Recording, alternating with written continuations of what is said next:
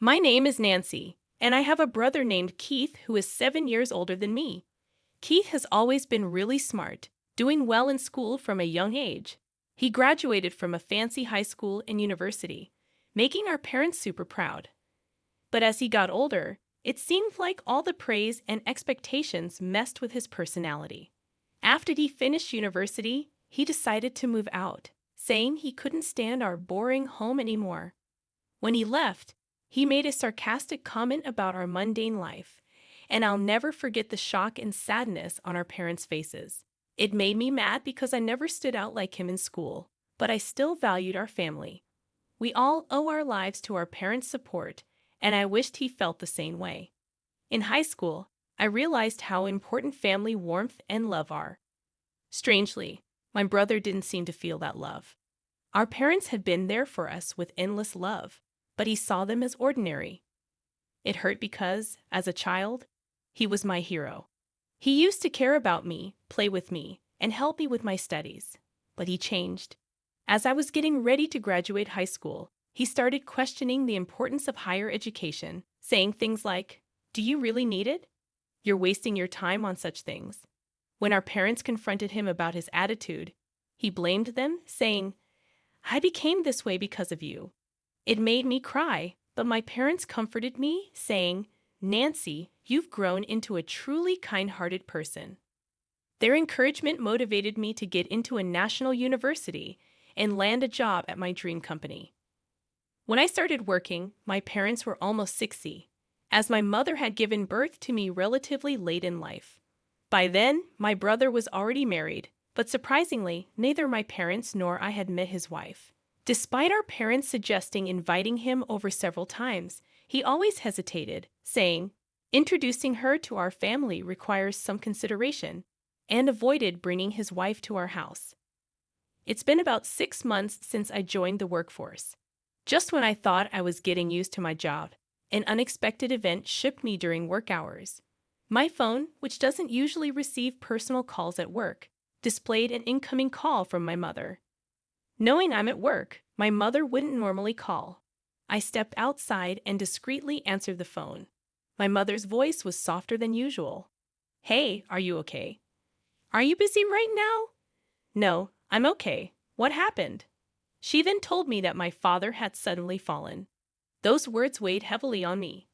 I immediately informed my supervisor, rushed to the station to catch a taxi, and hurried to the hospital my mother mentioned.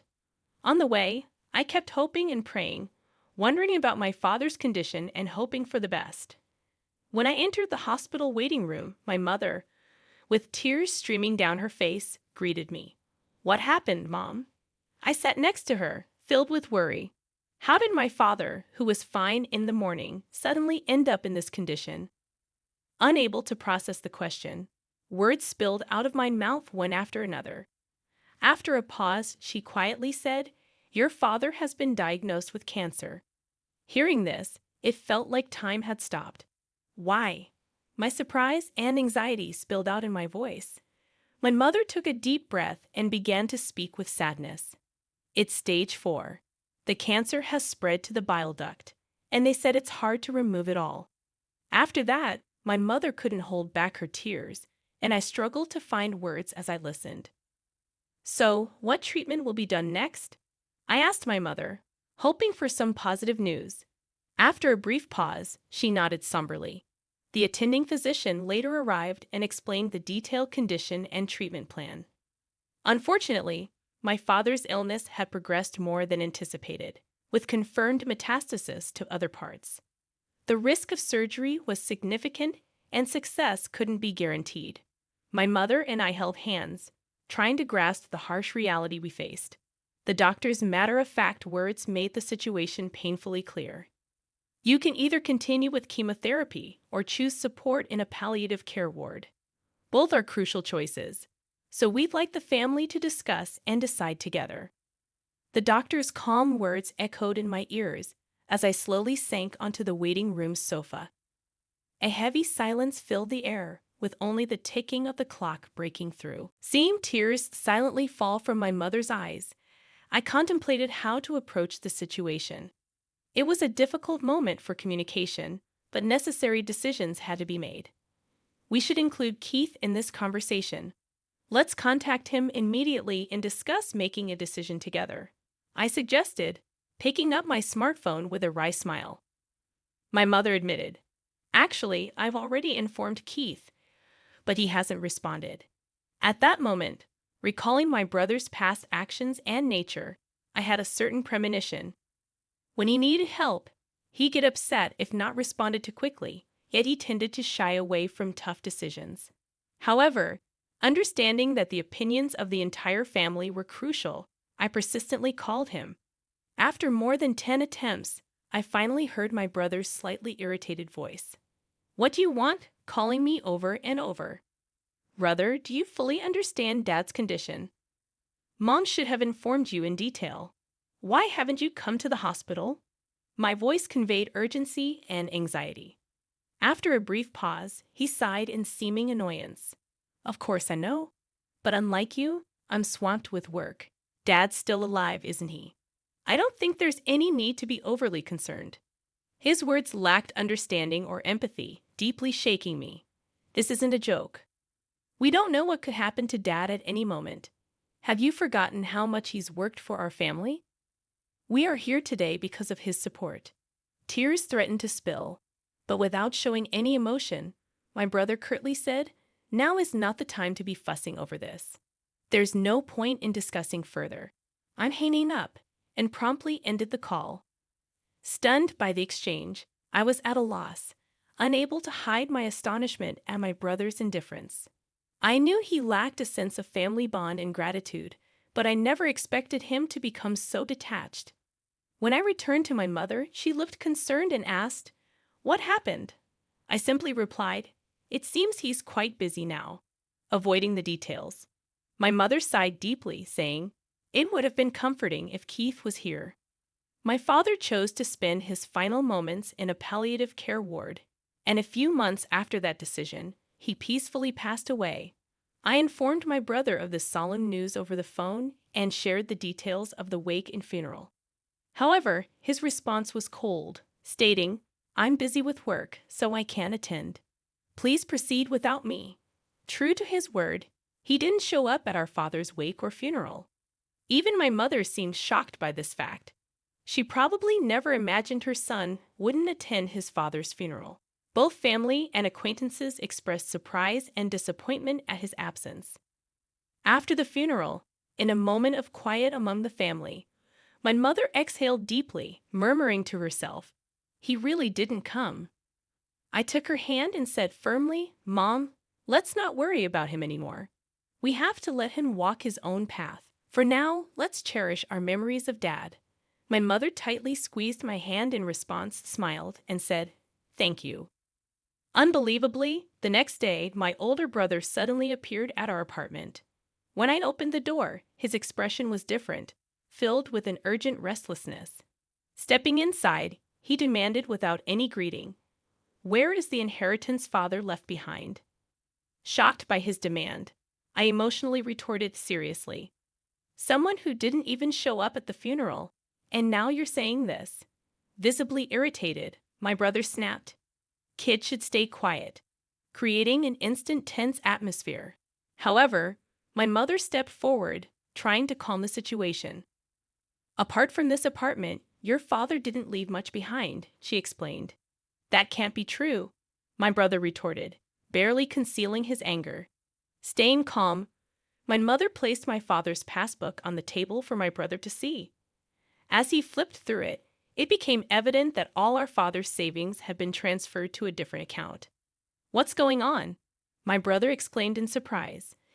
Gently, my mother explained, "Your father had instructed to move all the money to my account earlier. Also, the apartment's name has been changed, and now it's in my name." Taken aback, my brother was speechless, clicking his tongue in frustration before leaving.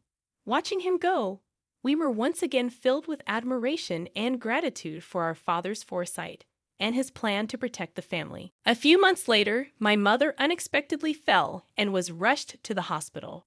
The diagnosis revealed pneumonia in a more advanced stage than we thought. I remembered her recent slight cough, when she had seen a doctor at a small clinic. Initially diagnosed with a minor cold, we felt reassured and didn't worry further. However, detailed examinations at a major hospital disclosed her condition was much more severe than anticipated, giving her only about 3 months to live. Hearing this, I was at a loss for words, struggling to believe it, especially when she appeared so healthy. As expected, or tragically, just a few days after the 3-month mark, my mother quietly passed away. The space without her was filled with an indescribable stillness and sorrow. Why didn't I know this sooner? Why didn't I take her to a bigger hospital immediately? Filled with guilt and grief, I shed tears countless times. Even after hearing about my mother's passing, there was no sign of my brother coming to our house. My aunt, my mother's sister, and I handled the arrangements for the wake and the funeral. Understandably, my aunt was extremely outraged that my brother didn't appear at our mother's last rites, just as he hadn't for our father's.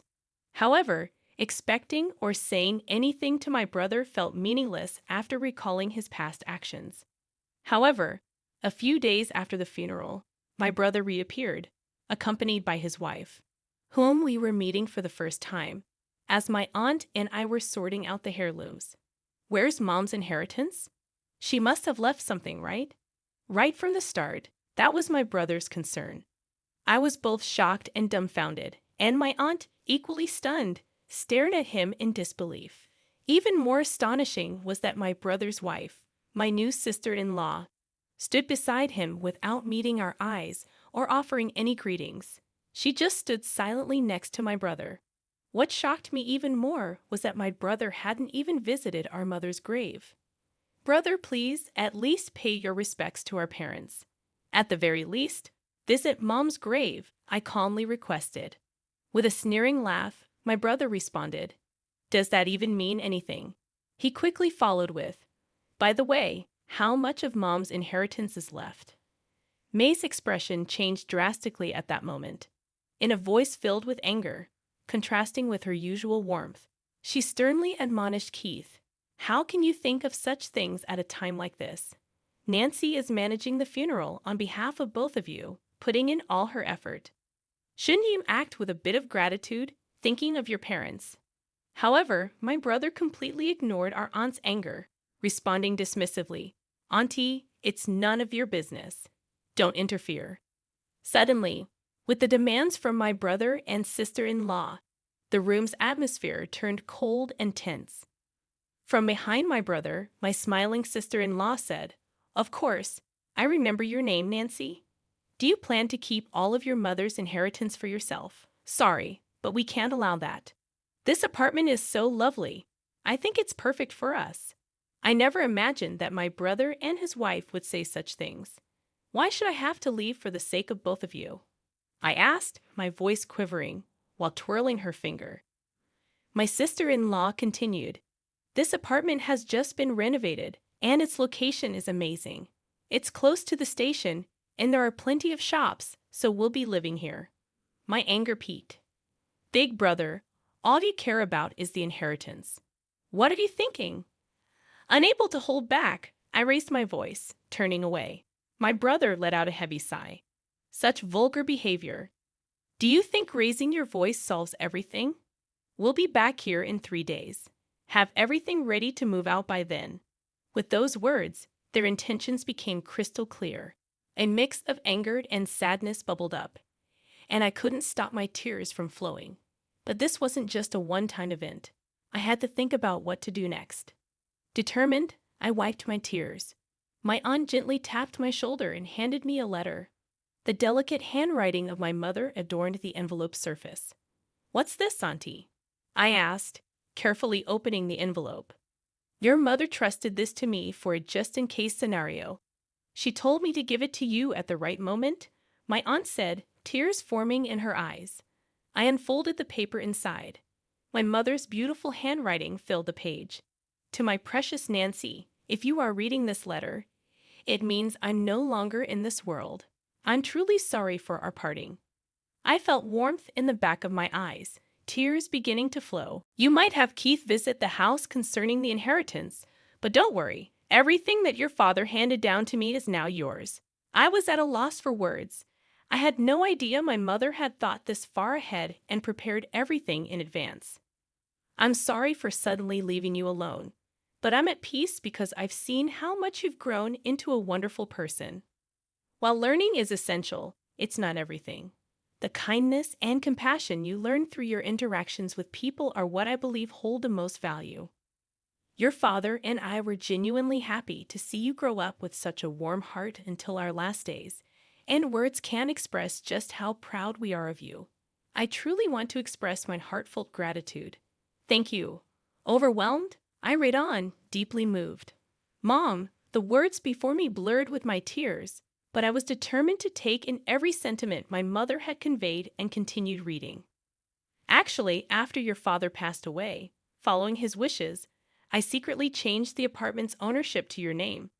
I'm sorry for using your seal without permission, but it was both your father's and my wish. Please don't be angry. Life has its ups and downs, even when things get tough. We want you to persevere and live your life fully, so stay strong and find your happiness. The letter ended there. Tears streamed down my face, wetting the paper. My aunt, standing next to me, pressed her eyes and shed tears alongside me. Your sister truly cared about you. In her heart, you were a treasure, my aunt said gently, holding my hand. From the envelope, a bank book in my name emerged. It seemed like something my mother must have secretly made in the past. To my surprise, when I opened the bank book, a substantial amount was recorded. I felt that this was probably the inheritance from my father that my mother had saved for me. A few days later, my brother and his wife showed up at the house without even knocking on the door. They entered as if it was their own home. It's time for you to leave, just as promised, right? My brother sarcastically said. As I stood still, my sister-in-law became irritated. Isn't it your duty to leave quickly? She said almost as a command. For a moment, I felt overwhelmed by the atmosphere, but I took a deep breath, looked them straight in the eyes, and said calmly, "Actually, this house is now under my name." With that statement, the room's atmosphere became tense. My brother and his wife looked at each other, exclaiming, "What? What kind of joke is this? I am the eldest son. I should inherit the house, right?" My brother said, clearly shaken. Beside him, my sister-in-law stared at me, saying, "This is the first I've heard of this." However, I had decided to state the facts.